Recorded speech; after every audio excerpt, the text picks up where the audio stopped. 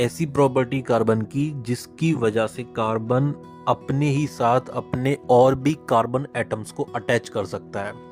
जैसे कि जब एक कार्बन एटम के साथ एक और कार्बन एटम जुड़ा, उसके साथ फिर एक और कार्बन एटम जुड़ा, टोटल 3 कार्बन एटम हो गए। अब पहले कार्बन एटम को कुछ और बोला जा रहा है, उसके साथ जब एक और जुड़ गया तो डबल हो गए, तो उसको कुछ और बोला जा रहा है। 3 कार्बन एटम हो गए तो उन तीनों को कुछ और बोला जा रहा है। अब ये जो नेमिंग है कार्बन एटम के बढ़ने पर और उसके घटने पर, या जिस भी स्थिति में, अगर सिंगल कार्बन एटम है या 2 है या 3 है, तो ये जो नेमिंग है ये आखिरकार उसको कहाँ से मिली और किस तरीके से उसको एक सिस्टमेटिक वे में एक तरीके से लगाया जाता है, तो ये सारा कुछ हमको पता चलता है उसके नोमेनक्लेचर के थ्रू। तो ये सब कुछ हम उसके अंदर ही पता करने वाले हैं। तो hello everyone, my name is Suraj Singhania, the founder of SRJ group, and welcome to our science channel SRJ science hub. तो ये जो सारी चीजें हैं एक वैश्विक स्तर पर, वर्ल्ड लेवल पर, इंटरनेशनल लेवल पर एक आपका संस्था है जिसको हम बोलते हैं IUPAC, मतलब international union of pure and applied chemistry.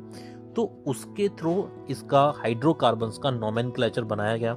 Nomenclature basically होता क्या है, वो यही होता है कि आपके जो भी कार्बन के, हाइड्रोकार्बन के कंपाउंड्स हैं उसको हम लोग कैसी नेमिंग देंगे। तो ये हम थोड़ा सा इसके बारे में पहले पढ़कर आ रहे हैं। जैसे कि स्ट्रेट चेन हाइड्रोकार्बन हो गए जिसमें आपका single bond, double bond, triple bond use होता है। उसके अलावा ब्रांचिंग चेन जो कि हमारे आइसोमर्स में भी यूज होते हैं, ये सब कुछ हम पहले अपने प्रीवियस पॉडकास्ट में, आपके ऑडियो लेक्चर्स में बता चुके हैं। तो इसमें क्या होता है कि जो हमारे कार्बन एटम्स हैं, तो जैसे कि हम बोलते हैं मीथेन, तो अब कभी नोटिस किया कि ये मीथेन में आपका कितना कार्बन एटम आ रहा है, तो उसमें आपके केवल सिंगल कार्बन एटम होता है। तो इसी तरीके से इनकी नेमिंग होती है। अगर 2 कार्बन एटम है किसी भी कंपाउंड में तो उसका क्या नेम है, अगर आपकी 3 कार्बन एटम है तो उसका क्या नेम है, अगर 4 कार्बन एटम है तो उसका क्या नेम है, फिर उसके आगे पीछे कोई सफिक्स या प्रीफिक्स लगेगी तो वो किस तरीके से बनेगी। तो ये सब कुछ हमारा नोमेनक्लेचर के अंदर आता है। तो यहाँ पर अगर हम बात कर लें पहले तो कार्बन के चेन की, अगर हमारे किसी भी कार्बन एटम के जो नंबर है, मान लो 1 कार्बन एटम है किसी भी कंपाउंड में तो उसको मीथ बोलते हैं, METH। 2 कार्बन एटम है डबल आपके तो उसको ईथ बोलते हैं, ETH। अगर आपके 3 कार्बन एटम है तो प्रोप बोलते हैं, PROP। 4 कार्बन एटम को ब्यूट बोलते हैं, BUT। 5 को पेंट बोलते हैं, PENT। उसके अलावा अगर आपके 6 कार्बन एटम है तो उसको हेक्स बोलते हैं, HEX। अगर आपके 7 कार्बन एटम है तो उसको हम सेप्ट बोलते हैं, CPT। अगर 8 कार्बन एटम है, 8, तो उसको ऑक्ट बोलते हैं। और अगर 9 है तो नॉन बोलते हैं, NON। और अगर 10 है तो डेक। अब इसके बाद क्या होता है, इन्हीं में आपके पीछे इनके फंक्शनल ग्रुप्स, अगर हमने कोई भी अटैच करा तो उसका नेम यूज होता है। अगर हमने हाइड्रोकार्बन बनाया हाइड्रोजन के साथ अटैच करने पे तो फिर उसकी नेमिंग यूज होती है। ये जो अभी मैंने नेम बताई केवल कार्बन एटम्स के नंबर पर बेस्ड है। फॉर एग्जांपल जैसे कि हमने सिंगल कार्बन एटम को लिया तो उसका नेम आपका मीथ था, उसकी चारों वैलेंसी हमने फुलफिल करी हाइड्रोजन के साथ में, तो वहां पर आपका जो हाइड्रोकार्बन बना वो CH4 बना फॉर्मूले के बेस्ड पे। तो वहां पर आपके सारे सिंगल बॉन्ड ही यूज हो रहे हैं। तो यहाँ पर आपका सिंगल बॉन्ड किसके अंदर आता है, एल्कीन के अंदर, जो कि आपका सैचुरेटेड हाइड्रोकार्बन कहलाता है। वहीं अगर डबल बॉन्ड की बात करें तो वो भी आपका इसी के अंदर आता है। तो इसके बाद सेम वैसे ही सिंगल बॉन्ड के बाद आपके डबल बॉन्ड भी होते हैं, ट्रिपल बॉन्ड भी होते हैं। तो आपके ये जो कार्बन चेन अगर बनती जाती है, एक बॉन्ड आपका फिर दूसरा बॉन्ड, और जब आपके सेल्फ कार्बन एटम लिंक होते जाते हैं तो उस हिसाब से नेम चेंज होते जाते हैं। तो फॉर एग्जांपल हमने मान लीजिए 2 कार्बन एटम ले लिए, तो 2 कार्बन एटम के अंदर हमने, जब आपके 2 कार्बन यूज हो रहे होंगे किसी भी कंपाउंड में, तो वहां हमने नेम बताया आपको ईथ। अब जब वो चेन बनी तो आपकी अगर मान लो स्ट्रेट चेन है, उस स्ट्रेट चेन में आपका जो बॉन्ड है वो अगर सिंगल बॉन्ड है तो सिंगल बॉन्ड आपका किसके अंदर आता था, हम पहले पढ़ चुके हैं, एल्केन के अंदर। डबल बॉन्ड आपका एल्कीन के अंदर, और आपका एल्काइन के अंदर ट्रिपल बॉन्ड आता था। तो इनके फॉर्मूले भी आपको बता चुके हैं, CnH2n+2 जो कि एल्केन के लिए था, CnH2n एल्कीन के लिए था डबल बॉन्ड के लिए, ट्रिपल बॉन्ड के लिए CnH2n-2 था, ठीक है ना। तो अब इसमें क्या होता है, अगर हमारा ईथ डबल बॉन्ड के साथ बन रहा है तो वो ईथीन हो गया, अगर आपका वो ट्रिपल बॉन्ड के साथ बन रहा है तो ईथाइन हो गया, और आपका अगर वो सिंगल बॉन्ड के साथ बन रहा है तो ईथेन हो गया। तो ये आपका पीछे इनका नेम चेंज हो गया, ईथ, मीथ, प्रोप, ये सारे जो 1 2 3 कार्बन एटम के अकॉर्डिंग नेम थे ये केवल कार्बन तक थे। जब वो हाइड्रोकार्बन बना रहे हैं तो वो आपके single bond, double bond, triple bond के बेसिस पे उनका नेम भी फिर पीछे से चेंज होता चला जाता है। वहीं अगर हम इसमें और भी आगे बात करें, फॉर एग्जांपल अगर इसमें हम कुछ भी फंक्शनल ग्रुप ज्वाइन कर दें, जैसे कि हमने आपका हेलोजन लगा दिया किसी में, जैसे क्लोरो, फ्लोरो, आपकी ये एलिमेंट्स कंबाइन कर दिए जो कि हमारे ऑर्गेनिक कंपाउंड्स में थे, इससे जस्ट प्रीवियस पॉडकास्ट में जो आपको डिस्क्राइब करा था उसके बारे में, या फिर हमने मेथेनॉल बना दिया, इथेनॉल बना दिया, तो ये एल्कोहल ग्रुप हो गया, एल्डिहाइड बना दिए, तो ये सब भी आपकी नेमिंग इनसे चेंज हो जाएंगे। फॉर एग्जांपल जो आपका मीथ है वो सिंगल कार्बन के लिए है, हमने अगर मीथेन बनाया तो उसमें आपका हाइड्रोकार्बन आ गया हाइड्रोजन के साथ अटैच होने पे, अब वहां पर हमने एक H को रिप्लेस करके हमने एल्कोहल ग्रुप बना दिया तो वो मिथेनॉल हो गया, ठीक है ना। तो वो आपका एक कार्बन एटम उसमें यूज हो रहा है, अगर हमने 2 कार्बन एटम यूज किए तो वो इथेनॉल हो जाएगा, इथेन हो जाएगा। ऐसी प्रोप आपका 3 कार्बन एटम के लिए होता है तो वो आपका प्रोपेन हो जाएगा।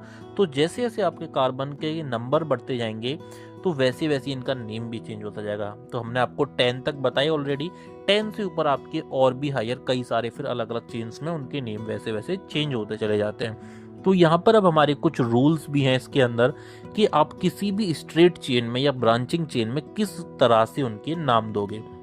तो हमारी जो स्ट्रेट चेन है, सबसे पहले आपको उस कंपाउंड के अंदर देखना है, जो भी स्ट्रेट चेन फॉर्मूला है हमारा कार्बन का, उसमें कितनी लॉन्गेस्ट चेन है, उस लॉन्गेस्ट चेन को आपको पकड़ना है, उसमें देखना है कितने कार्बन एटम यूज हो रहे हैं। फॉर एग्जांपल आपका मान लो एक चेन है उसके अंदर 5 कार्बन एटम आ रहे हैं तो 5 पे आपका पेंट हो गया, और अगर सारे सिंगल बॉन्ड है तो पेंटेन हो गया, अगर डबल बॉन्ड है किसी भी एक जगह या 2 3 जगह पर उसकी जो बॉन्डिंग बन रही है तो आपका पेंटीन हो गया, अगर पेंटाइन है तो मतलब ट्रिपल बॉन्ड हो गया।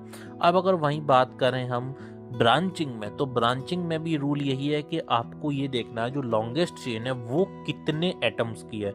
फॉर एग्जांपल अगर मान लो 4 कार्बन एटम्स की है तो उसमें अब आपको ये फाइंड आउट करना है उसमें आपकी ब्रांचिंग किस जगह हो रही है, किसी भी एक कार्बन से कहां पर कोई भी एक और ग्रुप उसमें कनेक्ट हो रहा है, उससे बॉन्ड बना करके जुड़ा हुआ है। तो जहां से वो बॉन्डिंग ब्रांचिंग जो हो रही है वो नज़दीक पड़ेगी, आप वहां से काउंटिंग करोगे, और काउंटिंग करने के बाद फिर ये फाइंड आउट करोगे उससे कौन सा ग्रुप ज्वाइन है। फॉर एग्जांपल आपका 4 कार्बन एटम है, उसमें हमने सपोज करिए कि आपने लेफ्ट साइड से काउंटिंग करी, लेफ्ट साइड से काउंटिंग करने पर आपके जो आपका सेकंड नंबर का कार्बन है उससे एक और नीचे या ऊपर आप जहां भी लगाना चाहें, फॉर एग्जांपल आपका एक मिथाइल ग्रुप कनेक्टेड है CH3, ठीक है। अब एल्काइल का आपको फॉर्मूला हमने पहले ऑलरेडी बताया है CnH2n-1, तो यहाँ पर ही आपका हो गया CH3।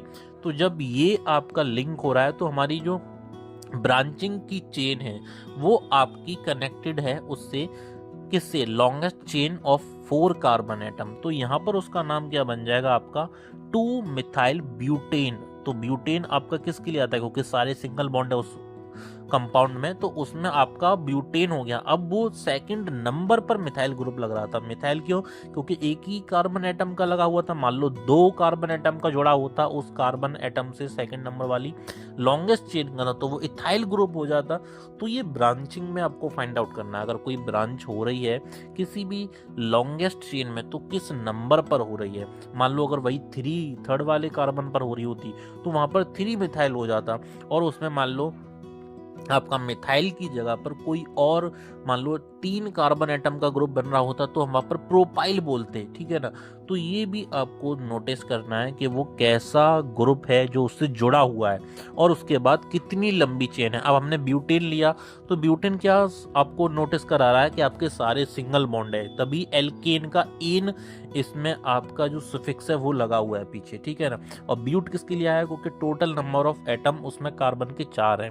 और 2 मिथाइल ब्यूटेन हमने क्यों बोला, क्योंकि वो आपका सेकंड नंबर पर मिथाइल ग्रुप उससे कनेक्टेड है। तो इस तरीके से आप नेमिंग करते हैं नोमेनक्लेचर के थ्रू। ये सारा प्रोसेस आप नोमेनक्लेचर ऑफ हाइड्रोकार्बन्स के अंदर पढ़ते हैं। तो यहाँ से आपको पता चलता है कि ब्रांचिंग में आपको जहाँ से नज़दीक पड़ रहा है ब्रांचिंग में ग्रुप होना कार्बन के कंपाउंड्स का, वहाँ से आप उसकी काउंटिंग करोगे और जो लॉन्गेस्ट चेन है उसका नेम उसके सबसे लास्ट में आएगा। इस तरीके से आप उसका नेम बनाओगे। वहीं अगर बात करें स्ट्रेट चेन में, तो वहाँ पर आपका जितना भी लॉन्गेस्ट चेन है, आपका मान लो 6 कार्बन एटम का है तो उसके अकॉर्डिंग नाम हो जाएगा हेक्सेन हो जाएगा, हेक्सीन हो जाएगा, या हेक्साइन हो जाएगा। या फिर आपका मान लो 3 कार्बन एटम है उसमें तो प्रोपीन हो जाएगा, डबल बॉन्ड के लिए, ट्रिपल बॉन्ड के लिए प्रोपाइन हो जाएगा, सिंगल बॉन्ड के लिए प्रोपीन हो जाएगा। तो इस तरीके से ये सारी जो नेमिंग है आपके कंपाउंड्स की, वो सब कुछ आपके इसके थ्रू, इन रूल्स के थ्रू आप फाइंड आउट करते हैं नॉमेनक्लेचर ऑफ